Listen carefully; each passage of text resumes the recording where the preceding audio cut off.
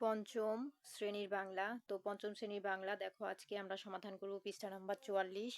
তো 44-এর পরে দেখো 45 পৃষ্ঠায় আমাদের এখানে 3 নাম্বার, 4 নাম্বার, 5 নাম্বার, 6 নাম্বার এই সমস্ত কিছু আজকে আমরা সমাধান করব, ঠিক আছে। তারপরে দেখো 6-এর পরে আমাদের এখানে পাঠ 9 আছে। তো পাঠ 9 আর একটি ভিডিওতে দেখাবো। তো আজকে 46 পৃষ্ঠা পর্যন্ত পাঠ 8-এর ভিডিও দেখাবো। তো চলো ভিডিওটি শুরু করি। আর পাঠ 8-এ আমাদের কি গল্প আছে আমরা আগে গল্পটি দেখে নেই।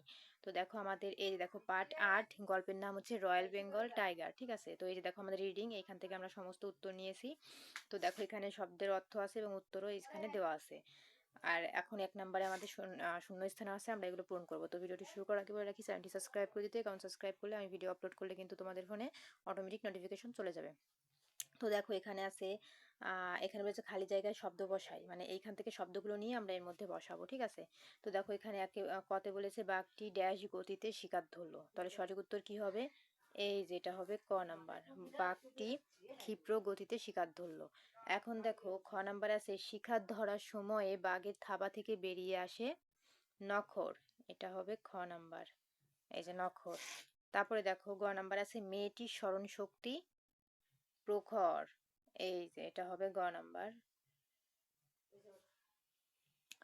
তারপর দেখো ঘ নাম্বার আছে বাঘটি ড্যাশ ভঙ্গিতে বসে, বাঘটি ড্যাশ ভঙ্গিতে বসে আছে, বাঘটি রাজকীয়, এটা হবে ঘ নাম্বার।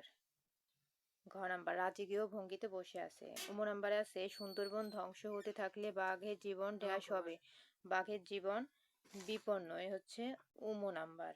তারপরে আছে চ নাম্বার কাজটি ড্যাশ সময়ের মধ্যে শেষ করতে হবে, সঠিক উত্তর হবে এই যে কাজটি নির্দিষ্ট, এই যে চ নাম্বার কাজটি নির্দিষ্ট সময়ের মধ্যে শেষ করতে হবে। তারপরে দেই মাঝে মাঝে।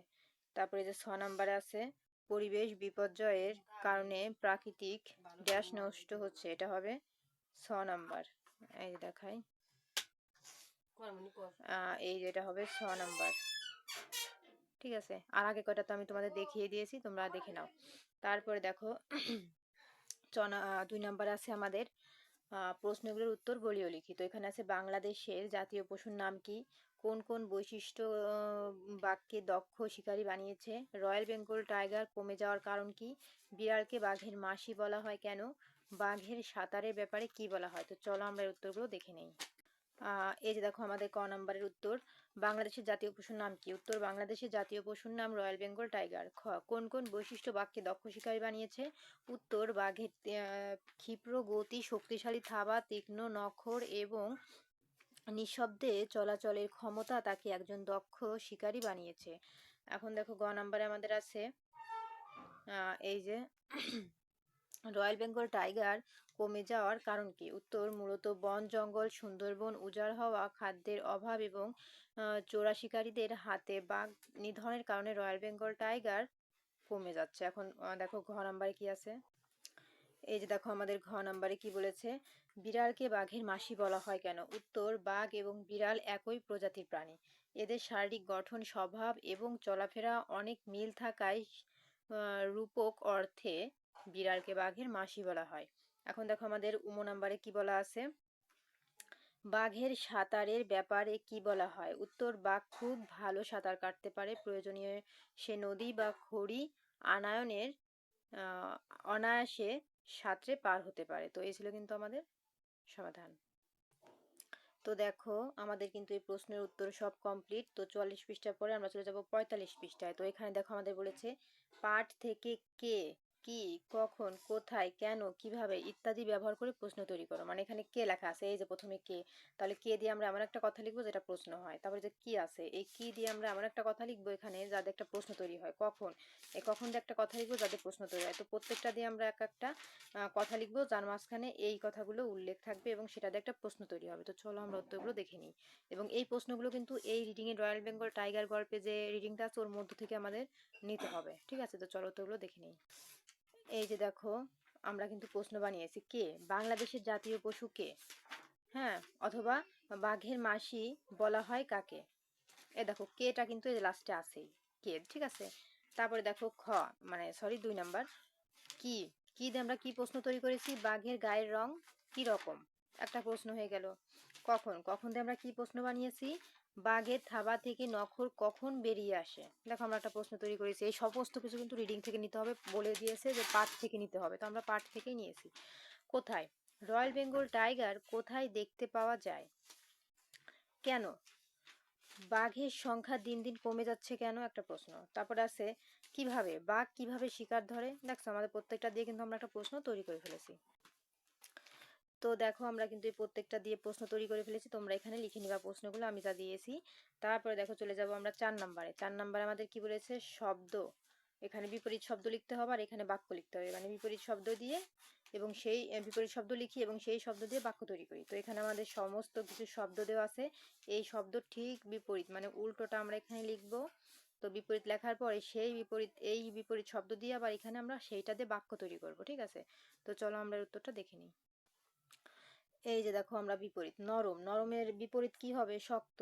তাহলে শক্ত দিয়ে আমরা বাক্য কি লিখেছি? বাঘের হাড় খুব শক্ত। তো তোমরা বাঘের হাড় খুব শক্ত হয় এটা না লিখে অন্য কিছু লিখতে পারো, যে আজ গাছটা কাটতে অনেক শক্ত লাগছে, ঠিক আছে?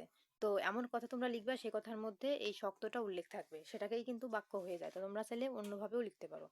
তারপরে দেখো সুন্দর, সুন্দরের বিপরীত কি? কুৎসিত। তো কুৎসিত দিয়ে আমরা বাক্য কি লিখি? আমাদের কখনোই কাউকে কুৎসিত বলা উচিত নয়। তো তোমরা চাইলে তোমাদের ভাষাতেও একটা বাক্য লিখতে পারো যে মেয়েটি খুব কুৎসিত। দেখো এই কথার মাঝেও কিন্তু কুৎসিতটা উল্লেখ থাকে। তো এভাবেই কিন্তু মানুষ বাক্য লেখে, ঠিক আছে? তারপরে দেখো এখানে আছে সোজা। সোজার বিপরীত কি হবে? বাঁকা। আর বাঁকা দিয়ে বাক্য কি হবে? সুন্দরবনের অনেক নদী খুব বাঁকা পথে চলে। তীক্ষ্ণ এর বিপরীত হবে ভোঁতা। আর তারপর এটাতে বাক্য হবে এই পুরনো ছুরিটি একদম ভোঁতা হয়ে গেছে। মজবুত এটার বিপরীত হচ্ছে দুর্বল। এটাতে বাক্য হবে শরীর দুর্বল থাকলে কোনো কাজ করা যায় না। তো দেখো আমাদের কিন্তু কমপ্লিট।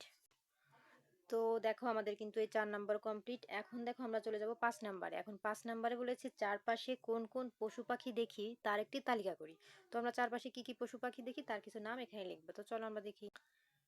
এই যে দেখো আমি লিখেছি আমাদের চারপাশে যা যা সাধারণত দেখি পশু পাখি। এই যে পশু, গরু, ছাগল, কুকুর, বিড়াল, কাঠবিড়াল। পাখি, পাখির মধ্যে আমরা কি কি দেখি? শালিক, চড়ুই, কাক, কবুতর, বক, ঠিক আছে? এগুলো তোমরা লিখে দিবা। তো দেখো আমাদের কিন্তু এই 5 নাম্বার কমপ্লিট। এরপরে চলে যাবো আমরা 6 নাম্বারে। দেখো 6 নাম্বারে বলেছে ছবি দেখে অনুচ্ছেদ লিখি, মানে এই ছবিটা আমরা দেখে এর থেকে আমরা অনুচ্ছেদ এই যে নিচের এই ঘরের মধ্যে লিখবো, ঠিক আছে? এই ঘরের মধ্যে লিখবো।